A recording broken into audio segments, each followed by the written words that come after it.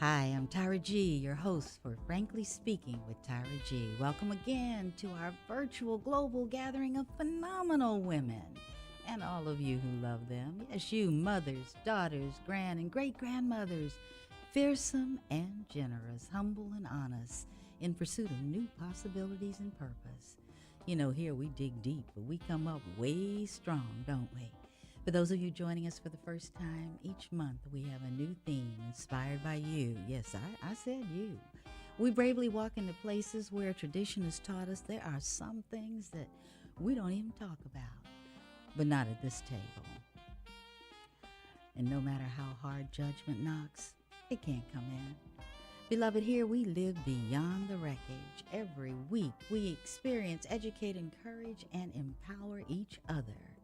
Here we share aha moments and stories that have been left in our pockets for way too long. Every week we start right where we are. I am so excited how this show is progressing. We are celebrating our 10th month. Guess what? Dreams can come true. Y'all know, frankly speaking, was one of my most precious. I thank God for every remembrance of you, your ideas, your presence, and your encouragement. Those are the gifts that kept me going in the wee hours when I wasn't sure. Let me say this, I can't do this show without you. Thank you so much. You're listening to Radio Fairfax, Virginia, on your TV, computer, or mobile device. And we are webcast worldwide. That's right, on the internet at www.radiofairfax.org every Saturday evening at 8 p.m. Eastern Standard Time. Now, should you miss us, no worries. We got a YouTube channel. Just go to YouTube, Frankly Speaking with Tyra G. And if you feel like connecting with me offline, you know how much I like that, right? It's easy. Email me at tyragarlington.com. Thanks so much for tuning in. And thank you, Courtney Nero, for composing and performing our Frankly Speaking theme song, and for naming it I'm Listening.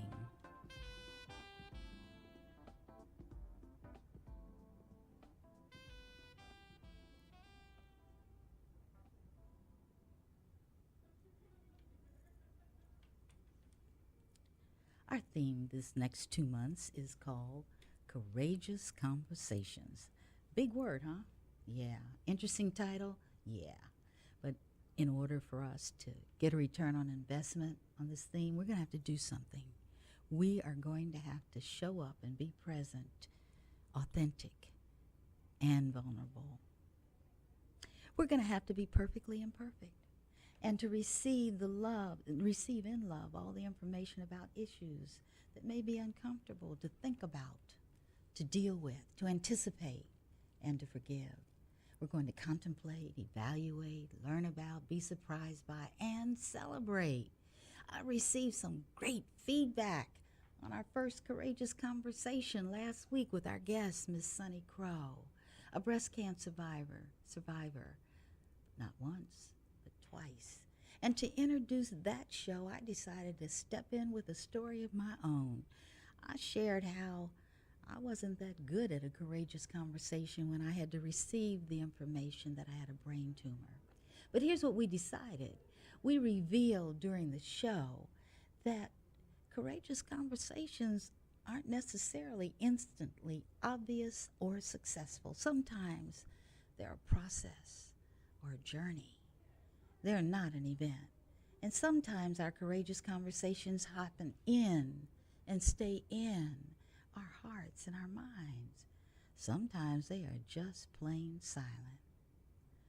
You know, we all have times and seasons when it requires courage for us to make it from one moment to the next. And sometimes we let shame and guilt demonize our potential to overcome, to make it to that next step. But for now, we're going to pause in a space where we can be mirrors for one another to better understand topics that don't make it into polite conversation. So for 2 months, we're going to look beyond and behind the terms like human trafficking, domestic violence, child abuse, opioid poisoning, homelessness, developmental and intellectual disabilities. We're going to look beyond all of that and into the potential causes and effects, the victims and stakeholders, and the necessary related courageous conversations. Today's topic, today's courageous conversation, is in a space that touches all of us if we're lucky. And how we deal with it depends. To create our common thought space for today and to introduce our topic, I want to read a poem, and I hope you enjoy it. It's called Warning, Warning by Jenny Joseph.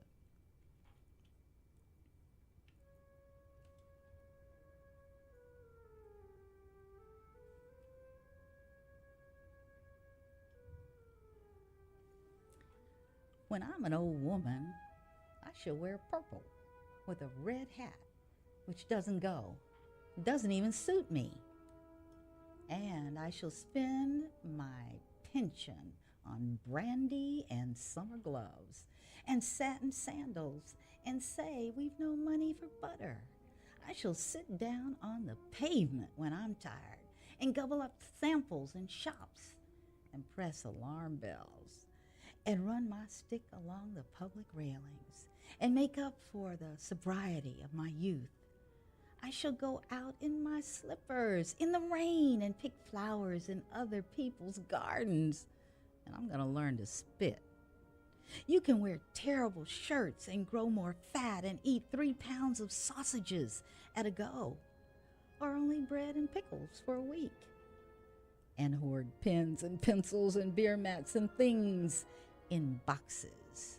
But now we must have clothes to keep us dry and pay our rent and not swear in the streets. And now we must set examples for the children.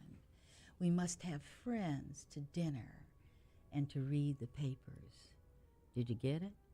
Did you figure it out? Did you know I was talking about aging? Yeah, what we get to do when we're old and what we can't do as we're young. And if we're lucky, we each get to do that. But here's the key. As we feel that season coming on, we have some choices. We have some choices on how we receive it. And how we receive it determines the quality of life. And what does the aging process look like for you? Is it medical care? Is it medical costs that you have to focus on? We're going to take a small bite out of that big space. But first, let me ask you, how many of you know someone that's 50, 60, 70, or 80? Better yet, how many of you are over 50?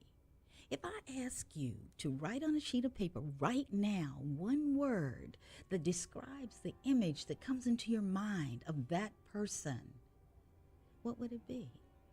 You know, I knew someone, I guess it's fair to answer, I lived with someone, my husband, who used to always say, well, you know, where you sit is where you stand.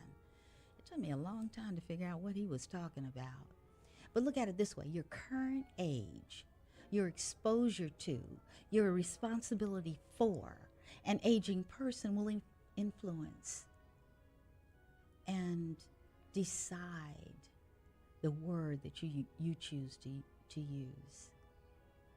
Aging is a process, so are attitudes about aging. After our break, we will meet a woman who has an up-close and personal view and experience as a caregiver of an aging relative. Now, I want you to think of a layer cake. On top of that, I want you to layer with love, understanding that that very person that she's dealing with has a developmental disability. My guest today has necessary, courageous conversations every single day just to make it through her caregiving responsibilities. She is a wife, she's a mother, she's a retired school teacher, and she's a woman of faith. She wears the mantle of survivor. Now you all stay close.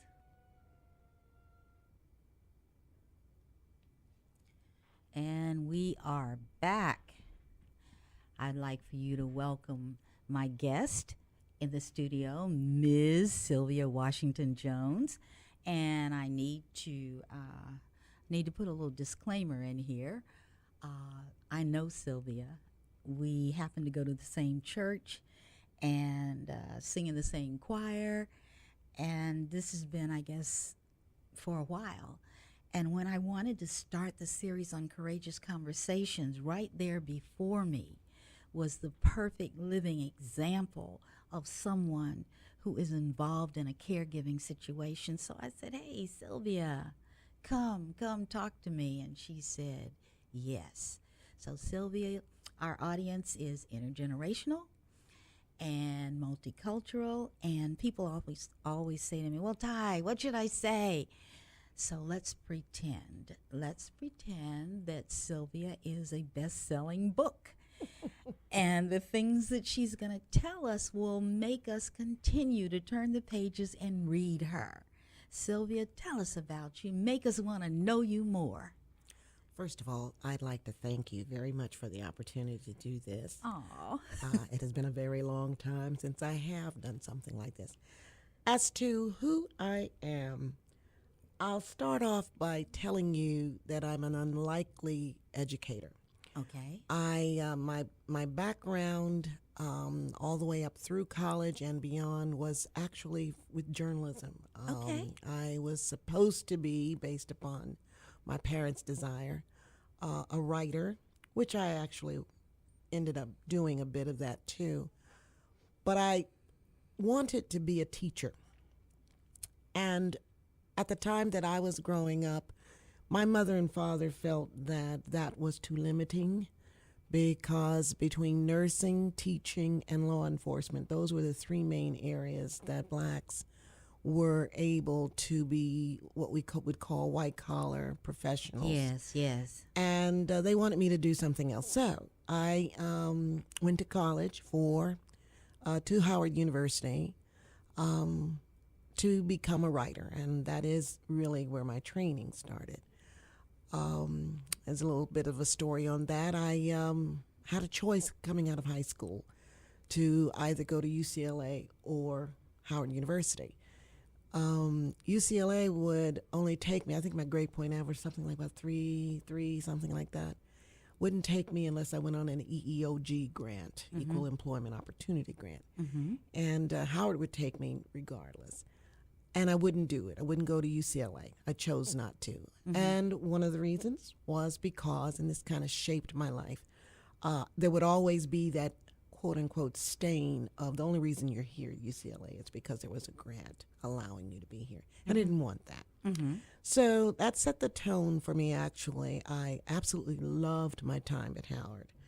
And it did some great training. Journalism, broadcast. I was able to do a lot of advocacy. And I felt that with the experiences that my parents had provided me, Deep South, we moved to Florida at one point before when I was younger, and I got a chance to see the civil rights era and how it was affecting blacks. And it made a big impression on me, to the point that I later did a lot of advocacy in the area of teacher involvement in education from a point of view of the students, populations, and all. But I think that I learned that there are perspectives, I think, and that's one of my favorite words. We only see it from the perspective of where we're coming from, but people arrive where they are based upon their experiences. Amen. And sometimes you have to show them that there are other experiences, and much of my life has been about that, which is part of the caregiving that I do, and it opened my eyes to many things. You have some questions, and I'll kind of frame the way I see myself is I cry when I see a child who's discovered that they're capable. As an educator, I absolutely loved teaching, loved it. There is nothing like a child understanding that they can now do something that they were not either told. They were either told they couldn't do it, or they themselves thought they could not do it. My favorite moment as a teacher, I taught first grade, second, and third grade before I went to graduate school, was to see a first grader realize that the sound k, t, when put together could be cat. And then you couldn't stop them from reading. They would read anything they saw. Exactly. You couldn't stop them. And I didn't want to. That's right. Because that was the key to the world. That's right. Yeah. And when they changed a bit of that, they called it Yes. whole language. Oh, yeah. It denied a lot of students the opportunity to really understand the science of reading. I know. It really, really did. It made a difference in a lot of students' lives. And then they go back to that as remediation. Yes, they do. So, And yeah. you'll hear special ed teachers say if they would Yes. only do, The phonics, yeah. first.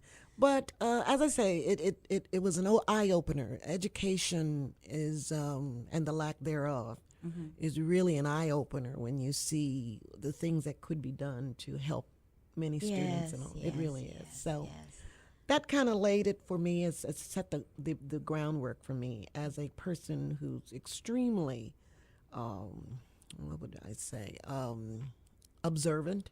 Yes. Very much so, about life. And as we get in, we'll talk about where I am at this point in my life and all. Yeah, I'm interested in when you realized that you were going to become a caregiver. What did your life look like? Just quickly tell me. Let's do it this way. Tell me a schedule of a day in your life prior to the role you play now, and then let's look at a schedule today.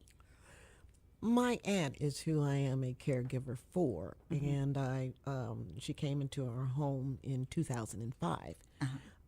She has always been developmentally disabled. Okay. She probably has, this is difficult to say now because 5-year-olds think quite a bit more than they did at the time. She's in her 80s, but she deals a lot with repetition.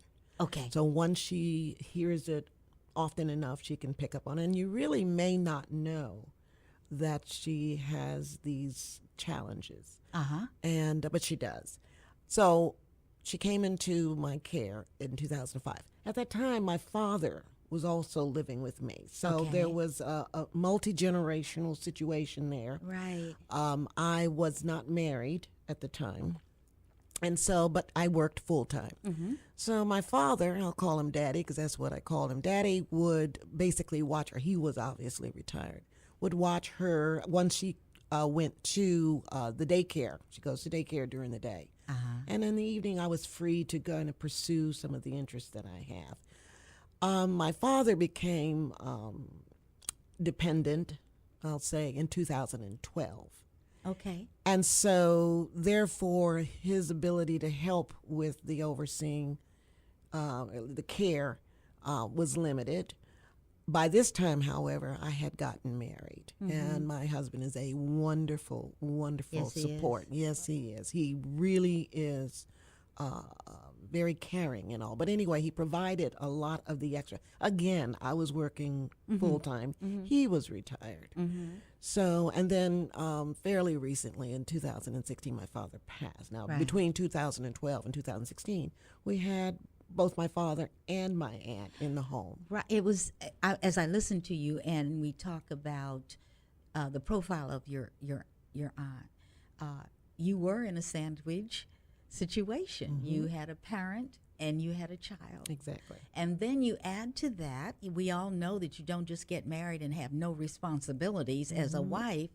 So the dynamics, the energy, the allocation, the concerns, you had to, the person I know you to be, make sure everybody was okay. Yeah. It also helps to set priorities. Yes. And so, you know, thinking in terms of it, because I was not married at the time I was giving care, to think of getting married meant that that person would also be taking on Yes, the responsibility. absolutely. And as I said, that's more than a notion. So beautifully, and it's definitely not luckily.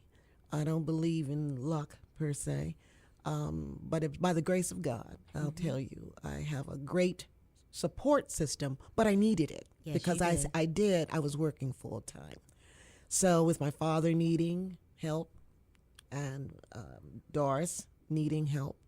So therefore, you're looking at what are my limitations, what are the level of my responsibilities, and really it's very difficult to do without some support system. Well, let me ask you this. I feel like, as I listen to you, and having been a caregiver for both my parents before transitioning, there were times when the weight was so heavy. And I can remember with my mom going 2 or 3 days without that luxurious shower, just making sure she was okay. And there were times when I was anxious. There were times when I was angry that had to happen to her. And there were times I felt cheated. Now, of course, I wasn't married, so it was just me doing this. But I'm just wondering, yeah, you love all of them. But what happens to Sylvia? Do you have time to love you? Actually, the beauty, I think, and I hate to keep talking about this, but in the divvying up of responsibilities, I don't have to cook.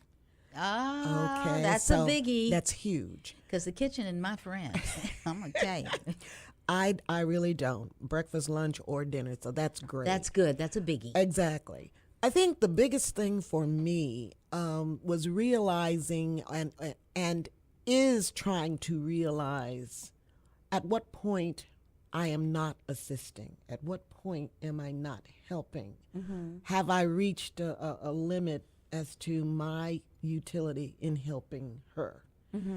That, to me, I think is the biggest thing, because that means at that point when you realize that you're not helping, you've got to turn over that responsibility. And that is extremely difficult to do. Yes, it is. Yes. Trust is huge in that. Yes. And, I mean, even if you want to be able to I have a thing every year. I have some girlfriends that we get together every year. And my husband is able to watch her, but she's getting much more frail now. Yes. So it's a matter of someone probably coming in or us taking. So that trust issue is really strong with me. I can't let go of all of that. You said something to me when we were casually talking about this, and I think this is significant for our listening audience. I don't care who you are. If there's someone you're loving and you're taking care of them, it's I guess like when your kids date the first time, you want to make sure that person they're with, you can trust your child. Backing even away from that, a relationship like I trust me with you, that's big. But we were casually talking about assisted living, memory, daycare, etc. And you talked about this, and you said, Ty, I think I'm going to have someone come in the house, but I don't know if I trust them. And then we got to laughing because you said, well, shoot, if something breaks, I went to work, and someone was in my house then. I don't, and it's because it's someone you love. Absolutely. Yeah. Absolutely. Yeah. And again, when you talked about relationships, far more fragile than material things. Yeah. And you don't want, in today's times, you hear more about it. I don't know that it's actually happening more, but you hear more. You do hear more. You do. And it is a trust factor because you don't want to hear that someone has either been abused or neglected. Neglected, This is not always abuse. It could be neglected. Absolutely. Or committing omission without giving them food on time, whatever it may be. And in your home, you have certain things in your home, and it's a process. Trust me, that's what I wanted to talk about as I did my intro. You can't have a courageous conversation until you're doing some risk behaviors and making some decisions around those behaviors, and it is not easy. No. The day you say, I need some help in the house for Doris, Even though I'm retired, I can't do it all myself. For me, when the doctor said, you can't do it by yourself, I went through a whole thing of guilt, you know. But wait, this is my mom. Yeah, but you can't do it. Even when I put her in hospice, they would kick me out. You can't stay here. You have to find some space. Exactly. So that's a scenario that I guess the courage for us is to say help. Help, and then also recognizing that there is a sacrifice also. Absolutely. Good point. Good point. The sacrifice is understanding something that you treasure that you must let go of. Yeah. And you sacrifice, and I don't mean self-serving sacrifice. I'm talking about when you realize that some of the things that you actually took for granted will no longer be or can be a part of your life at that moment. As an example, I like Sunday school. I really enjoy it. Why? Because I'm a talker, and I enjoy. You understand? Surprise.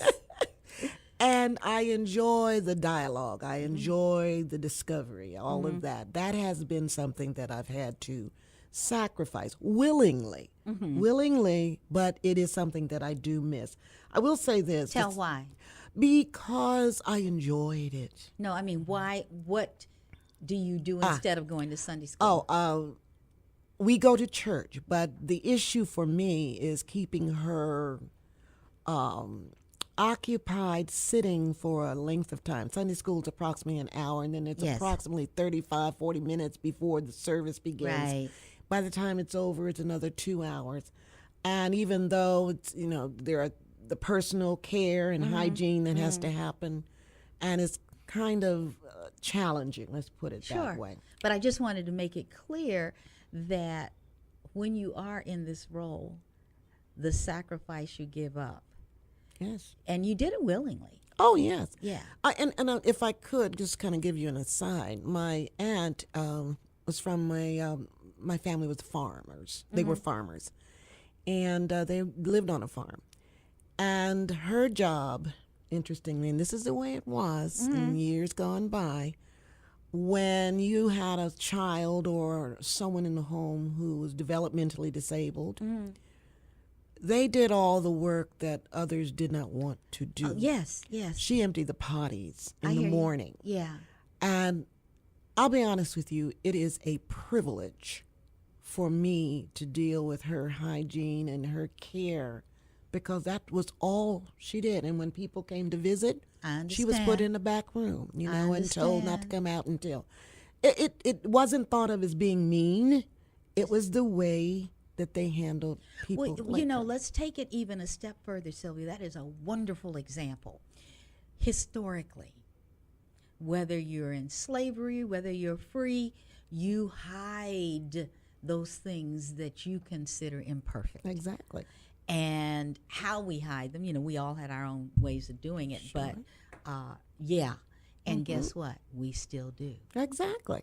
We still do. Sure. And I think, but when, when you talk about the journey of life, those mistakes, those things that are not turning out or didn't turn out the way that you want, they're necessary. They are necessary. In her case, she gets to be regal now. She gets to be cared for. Yes. And she enjoys it. Yes. As I said, there are times when she slips as far as understanding what's really happening for her. But when I look back at her life, this is the least I could do. I'll tell you what makes me smile when I see Doris in church is the moment where she may recognize a hymn, and all of a sudden she's sitting there and she's singing all the words, and she's just disconnected from us and in a joyful moment. And that is a gift. That is a gift that she gives all of us. She plays piano by ear and has since she was 2 or 3 years old. Is that right? Oh, yes. And pretty much she knows most of the show tunes of her era and gospel songs. I didn't know this. Oh, yes. And she is the one person at her daycare that has her own show once a month. Oh my goodness, where this is wonderful. she gets to play the piano and all the songs for some of the people that are there, and she knows her repertoire is huge. That is I didn't even such know. a blessing. It is, and Now stay at daycare, okay? Mm-hmm. What's that like for her? What's the schedule like there? that is where she has her friends. Okay. They are solely her friends. Okay. She's been going there for about 15 years, 14, 15 years. Okay, so they're family. Oh, very much so. Okay. And they know her well.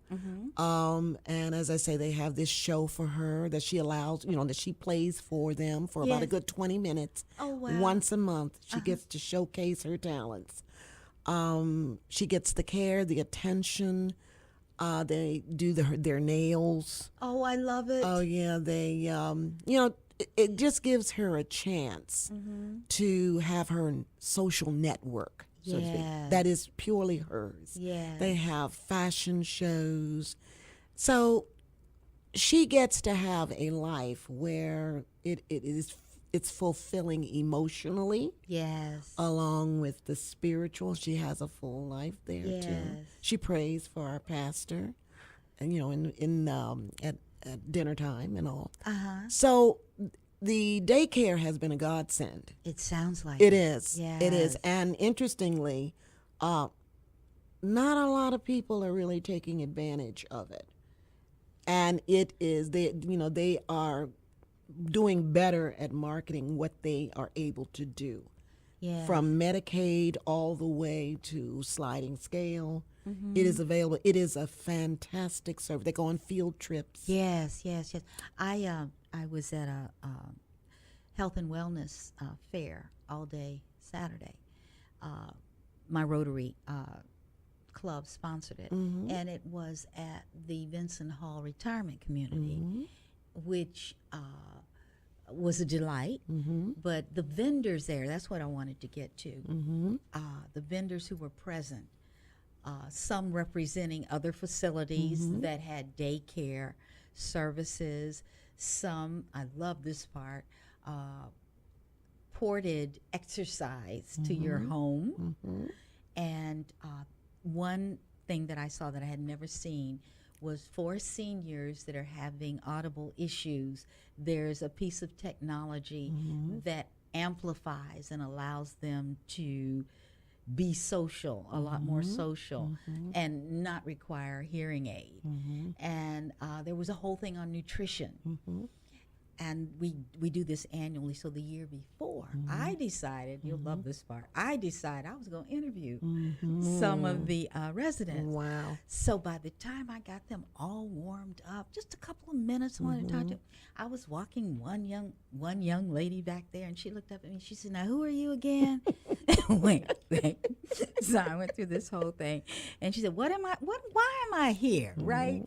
And it was around Thanksgiving, so I asked them about the Thanksgiving they remembered, and they would hook on to apple pie and for me it was just joy because I just let it roll. Exactly. But to have this, and I'm tall, okay, so she may have come to my shoulder. She had the prettiest little blue hair, and she looked up at me and said, and who are you? And she was just coming along with, who are you?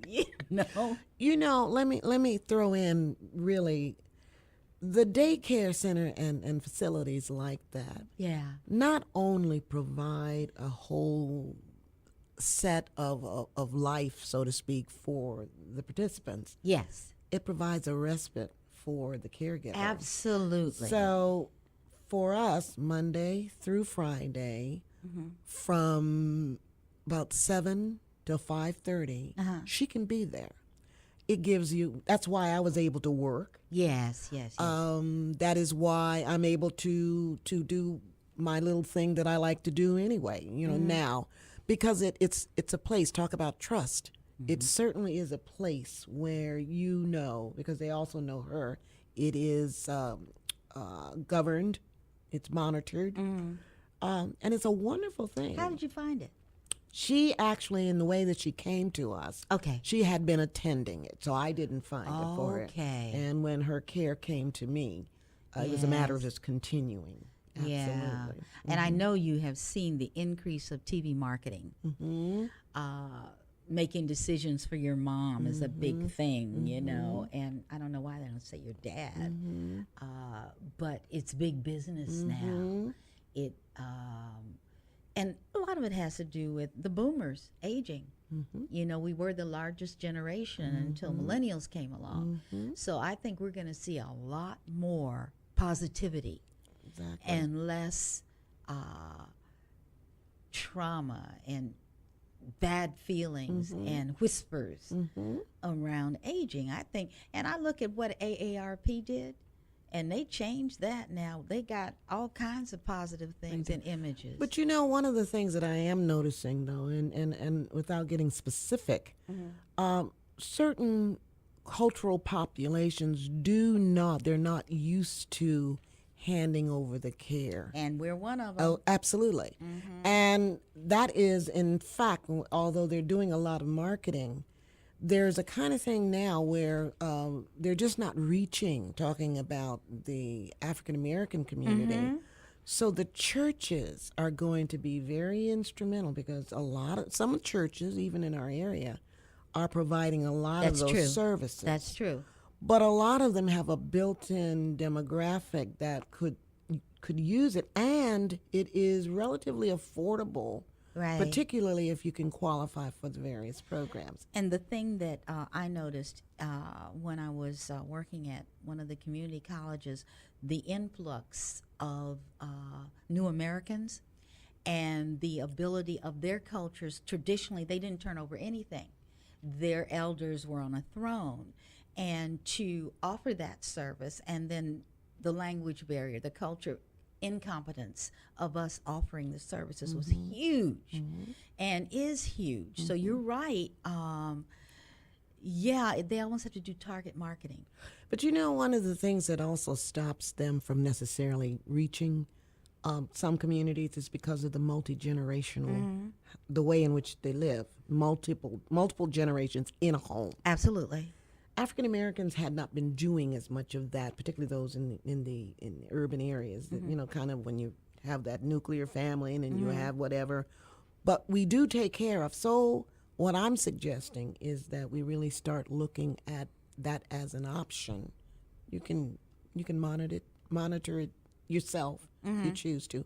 But there are varying scales on costs. And technology allows us to do. I mean, you can go to work.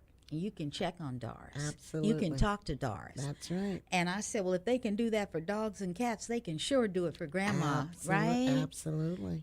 So I'm encouraged. Yes. I'm encouraged that the door of acceptance has been opened. And I think it's been opened out of necessity, because we're no longer looking ahead. We are it. That's right. Okay? That's exactly it. And I think when we are it and we walk in that space, our attitudes are open. I need to do a really short break right now. Okay. And I'm going to do just that. Okay, I won't get spanked now. And we are back. We are talking with Ms. Sylvia Washington Jones, and we're talking about the role she is in now as a caregiver, and perhaps more dramatic and rewarding and creative. She is a caregiver of her aunt in her 80s who is developmentally delayed. And we've been talking about some of the challenges, but more importantly, some of the hope that is coming through us as boomers. Actually, we want to take care of ourselves. And talk just a little bit, Sylvia, about what a day is like. She goes to daycare, she comes home, and then how is time spent? Well, let me start off my morning with her. Oh, okay, I'm sorry. I think that would kind of give you a bigger picture, a better picture of it. Basically, I get her up about 7:30 in the morning. Okay. I'm up about 5:30, if for no other reason than contemplation and praying and all of those good things. Anyway, I get her up at 7:30 and she has her breakfast. Her favorite breakfast is Cheerios. I knew you were going to say that. She loves Cheerios. I knew you were going to say. So we have Cheerios. We have a cup of coffee. We have our medicine. Okay. And once she does that, then I have her to go back to her room so she can take care of her personals. Okay. Okay. Uh-huh. Then we take a shower, Okay. and this is every morning. Okay. She puts on her clothes. Well, I help her put on her clothes. I comb her hair. She has to have some lipstick. And I love she this. must have lipstick. Yes. And she has her glasses clean, and then she waits for me. Okay. And then I then go and take care of my needs in getting ready. And then I get her to the center, in this case, around about 10 o'clock. Okay. Okay. And she is there, and they have their whole regimen of what they're Yes, doing. yes. It could be anything from a field trip to her show to playing puzzles or whatever it may be. And then I pick her up about 5:20, 5:15 Okay. in the afternoon. So I'm free to pretty much do what I would want to do. Right. When I pick her up, she loves to listen to music. So we do a lot of music choice. Okay. And that is what entertains her for the balance of her afternoon, short of coming and having dinner. Yes. She prefers to be in her room, and she sings, and she knows pretty much all of the song, which is what you see Yes. in church. Right, right. Because the gospel channel is one of the channels she enjoys. So she's pretty much able to entertain herself. Her room is equipped with her own toilet. Okay. She has her bed, a rocking chair, and her stuffed animals, which she calls Scratch, is her little doggy. I And love she it. took that- I love it. She's named him. But anyway, that's pretty. And then she's in bed by about 8:30, 9 o'clock. Good. That's So a full day. It is a full day, and it's full. For me too. Right. One of the things I really wanted to kind of add into this, some of the, I call it the benefits of caregiving from the Okay. perspective of me. It allows you to have a heightened concern for someone else. Correct. Okay. That's what it's pretty much taught me. I'm kind of reading her body language, Sure. and I look at her.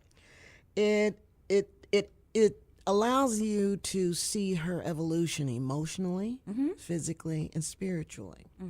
Okay, and you can see the change. As I said, she's Okay. been with me for 13 years, and I'm seeing the change. Right. Also, you learn the applicability to your own life. That was really important with my father in understanding what he was going through and the preparation, paperwork that needed to be done. And I can't imagine someone who doesn't have help, how they do this. Makes me wonder with property and what happens to people who Things have no slipping help. through Oh, cracks. yes, Yes. very much so. Yes. Empathy. Yeah. Empathy has been enhanced on my part, being Absolutely. able to walk in their shoes. And another one is the sense of duty and responsibility. And it's not burdensome, and I think that's what I was saying to you. Right. I consider it a privilege to be able to be there for her. It does a lot for me. It really does. And so those are some of the things that I've learned through this. As I said, the paperwork and the ability to keep up with what's going to happen upon transition, Yes. whether or not I'm there, Yes, yes. So- I think if I were to give homework to our listeners, I would say remember key phrases like trust and empathy and the gift of being a caregiver. Absolutely. It's almost like a second chance to be mom. Exactly. Yeah. And I really saw this with my father, particularly, Okay. because my aunt is delayed. Right, My but he father was not. And I could see his appreciation for me. And he would Yes. say, I know my daughter and my son-in-law are going to take care of me. And he you had did. his right mind. Right. And you could best believe. Real quickly, he was at a rehab, I won't name it, but he was in a rehab out a ways. It was about 30 miles one way for us. And I felt that they were not giving him attention. So I made 2 trips every day, which was over 100 miles. But come on now, you're daddy's little girl. Oh, That's yeah. what we do. And I wanted them to know that. Yes. Oh, yeah. And they did. Oh, yeah. Yeah. You know that I gave you an assignment. Absolutely. And I do this for each of my guests. And I ask them ask them to think back, walk into their past, and then walk forward and write a letter to their younger self and see what they have to say. So I'm going to ask you to do that at this point. Would you mind? Okay. I entitled mine Letter to DC and Niambi. Okay. Now, caveat, DC was a nickname given to me by an old boyfriend years ago due to my love of partying and Chocolate City. I loved DC. Niambi came later, and it was another nickname given by another old flame during my Afrocentric years. That was after Howard and all. And it means melody due to my love of the French horn. I played the French horn for a number of years, classical music and jazz. So here we go. Hello, DC. You are now a graduate of Howard University, a school that you consider one of the major highlights of your life, and rightfully so. It was there that you received the strong sense of your heritage and the attitude of you can and will do it. Your early life was filled with wonderful experiences of struggle in the segregated civil rights era. And your parents demonstrated courage and guided you through an era of understanding the greatness of your people, even through perilous times in the Deep South. Mama, the firecracker, was your model for speaking up for the rights of others. And Daddy was the introspective one who taught you to contemplate the effect of your actions. I want to share what I know now that could help you to understand where the Lord is going to walk with you, even though it will take a long time for you to realize it. My, how you have grown, emotionally, intellectually, and most of all, spiritually. So long ago, you were the young woman with big dreams, yet low self-esteem about your own sense of beauty, and yet you had so much potential. You carried the mantle of being the first to go to college in your family, and were you proud? You knew what it meant for them, and you demonstrated your appreciation through hard work and generally followed through with your ideals. You were able to achieve much of what you desired. You worked with many of the notables that some only dream of knowing. And you had to learn the hard way that consequences always follow actions, good or bad. However, here's some lessons that you will have to learn along this journey we call life. We create nothing. So don't get so high on your horse. We only repurpose what is already created. Your being on this earth does not entitle you. There is no entitlement. Be grateful for all things. Recognize that others have perspectives too. Be humble and learn to disagree without being disagreeable. Calm down. Listen to life. Be still. Arrogance about oneself should really not exist as one gets older. Don't settle for the mediocre. Not only is it not acceptable, but you're doing what society says is all right may cause you to fall out of the running. Know the standards by which you will be judged. Then try to exceed them, knowing that you truly will have done your very best. Life should be lived intentionally. Know and set your priorities. Remember, your mistakes are part of the journey. Did you learn anything from them? The acquisition of things does not make one's life more valuable. Relationships and experiences are the most, I dare say, the only important values. Money, or the acquisition of it, is not a qualifier of or for one's worth. Think about it. Will you really need all that stuff later on? Cherish your moments with loved ones. Time passes by all too quickly. In the end, someone else should have benefited from your being on this earth. Love yourself, be available, and above all, have a prayer life, study the Word, know that God through Jesus Christ is real, and it does matter that we are just passing through. Know where you want to go, be willing to change course. Thank you. Sylvia, that was wonderful. Thank you. Thank you for thinking it through and giving it to us as a gift. That was the voice and the wisdom of Ms. Sylvia Washington Jones, and I suspect she will be back. Let me add to those words just a few thoughts from some authors that I tend to like. One says life is short and it's up to you to make it sweet. That's from Sarah Delaney. Another is kindness is the language with which the deaf can hear and the blind can see. Mark Twain. Aging is not lost youth, but a new stage of opportunity and strength. Betty Friedan. None are so old as those who have outlived enthusiasm. Henry David Thoreau. I'll put it in my language. Never stop strutting yourself. There you go. Be yourself. Everyone else is taken.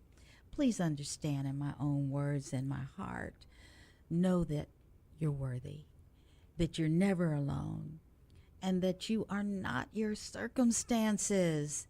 You have everything you need inside of you to be who you were created to be. Listen, I'm here, and I hear you. Your seat is guaranteed at the table.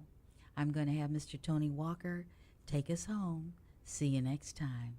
Bye now.